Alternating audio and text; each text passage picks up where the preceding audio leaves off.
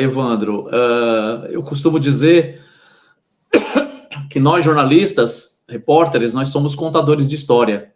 Sim. E qualquer repórter que a gente chama de foca, que é o repórter em começo de carreira, Sim. gostaria de estar no QG de Brasília, porque lá era um antro de histórias maravilhosas. Dá para se escrever 10 livros, 500 artigos, 20 teses de mestrado, 40 teses de doutorado, 30 Globo Repórteres. Putz grila, quantos Netflix da vida, quantos streams, uma série. Caramba, dá para fazer tudo, pô. Um filme que poderia virar um best-seller. E quem sabe ainda eu vou concluir, porque um dos meus objetivos era escrever um livro e fazer um documentário. Quem sabe esse documentário não se torna um livro, ou não se torna um filme, né? E um grande livro que pode se tornar um best-seller.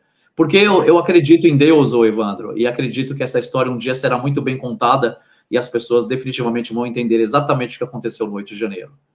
E não foi ninguém que me contou, eu estava lá e sei exatamente de tudo o que aconteceu.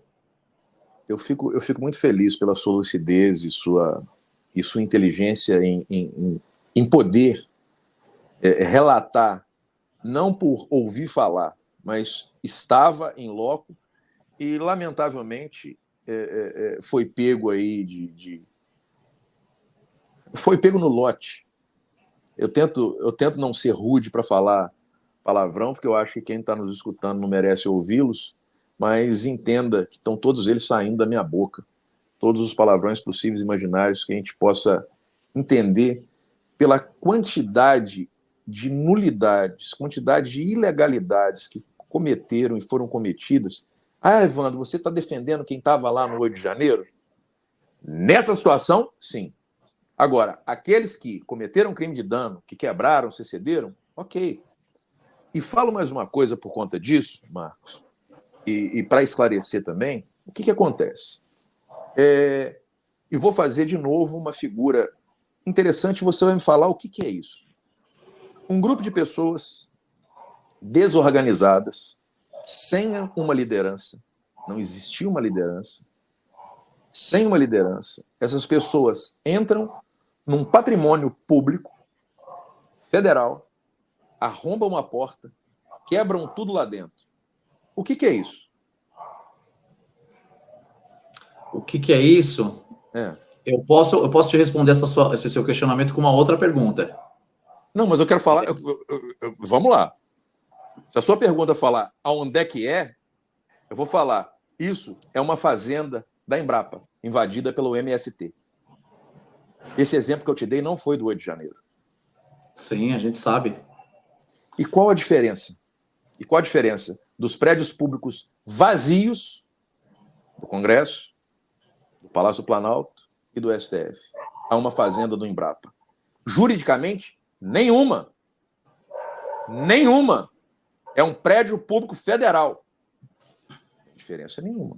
E por que aquelas pessoas que invadem um prédio público federal são tratadas de forma diferente, já que ali sim tem uma organização, tem uma liderança e todos eles são identificados, inclusive, com as camisas e dizeres e o boné tão famoso aqui no Leblon, com os maconheiros que ficam fumando maconha com a porcaria de um boné do MST no Leblon. Diga-se de passagem, um metro quadrado mais caro do Brasil.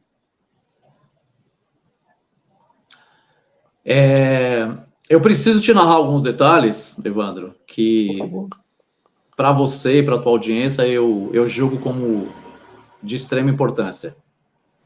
Essa ação, toda ação que culminou com o fatídico 8 de janeiro, sim, ela foi estrategicamente coordenada. Partimos, sendo redundante, do princípio. A cidade de Brasília, Distrito Federal, é uma das regiões mais bem policiadas do país, justamente por concentrar os três poderes. Na ocasião do 8 de janeiro, o governo já tinha tomado posse. Portanto, tinha toda a estrutura necessária para ser utilizada. Então, vamos falar aqui de dois exemplos básicos. Por exemplo, quando eu trabalhei na Rádio Globo, em São Paulo, eu fui durante muito tempo apresentador oficial dos shows da Xuxa. Xuxa estava em alta Então, todos os shows dela em grandes estádios, eu que fazia a apresentação.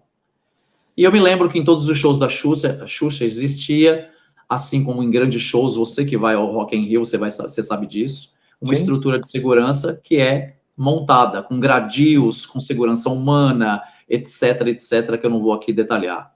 Sim. Então, nós temos aí dois órgãos, vou citar só apenas dois, Sim. tá? Nós temos aí a ANTT, que é a Agência Nacional de Transporte Terrestre, Sim. que monitora toda a movimentação de coletivos pelo país. Sim. Nós tínhamos no QG homens da inteligência do Estado investigando e obtendo informações de tudo que acontecia no QG. Então, eles sabiam quantas pessoas tinham ali diariamente, o que era conversado, o que poderia acontecer ou não. Essas informações, assim como foram denunciadas na CPMI, foram, inclusive, relatadas, os avisos foram dados pela ABIN, que é a Agência Brasileira de Inteligência, né? Além do que todo o poderio, eu digo, de estrutura técnica e humana, né, para se barrar todas essas pessoas. Bom, se não houvesse interesse do governo em promover essa desordem, esses ônibus jamais teriam chegado em Brasília. Eles teriam sido interrompidos nas próprias rodovias por ação da ANTT.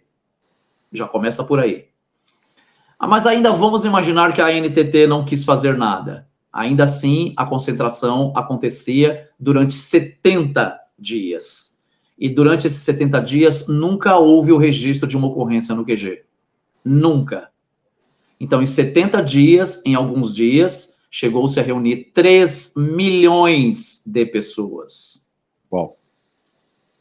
E no dia 8 de janeiro, mais ou menos um total estimado entre 5 a 6 mil pessoas. Portanto, um número bem inferior a 3 milhões de pessoas.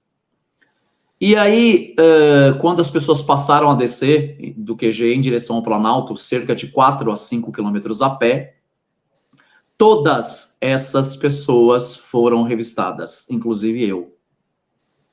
Todas as pessoas que tinham mochila jogavam as coisas no chão. Todas as pessoas que tinham desodorante, esse desodorante era tomado. Uma caneta era tomada. E aí... Então, peraí. Se o Evandro tivesse lá no QG, a gente sabendo que existe, inclusive, a seção de investigação e justiça dentro do QG. Tem a seção de inteligência dentro do QG. Todo quartel, toda guarnição, onde existem muitos quartéis, existem muitas seções de investigação e justiça de cada quartel. Existe uma seção de inteligência de cada quartel. Eu estou falando isso porque eu fiz parte. Eu tirei serviço de oficial de dia. Se eu tivesse sido oficial de dia lá no quartel, eu falava com eles, senhores, por favor, não encostem no muro. Do muro para lá, não é área sujeita à administração militar. Do muro para cá, o que vocês fizerem, vocês estão presos. Eu prendo vocês. Entendeu? Do lado de fora, vocês fazem o que você quiser. Mas, falando um pouco mais, a gente tem que fazer uma situação seguinte. Se, então, o Evandro tivesse lá, eu conseguiria passar com uma pistola Glock? Eu conseguiria. Por essa revista, não. Por essa revista, não. Todo mundo foi revistado. Foi feita uma fila no meio da via, da pista que desce para o Planalto. Foi feita uma fila com vários agentes de segurança vestidos de preto, homens e mulheres, e todas essas pessoas foram revistadas. Você me falou outra coisa. São 5 quilômetros a distância percorrida, mais ou menos. Eu vou te dar um dado aqui, que uma pessoa caminhando rápido, ela anda rápido, né, uma quase corrida, 5 km por hora. Então, demoraria 1 hora. A mobilização, então, de qualquer cerco policial, ela podia demorar para começar, que não deixaria chegar lá. E enquanto estava andando lá, ela foi escoltada. Caramba, velho. Caramba. É turba, pô. Que golpe de Estado.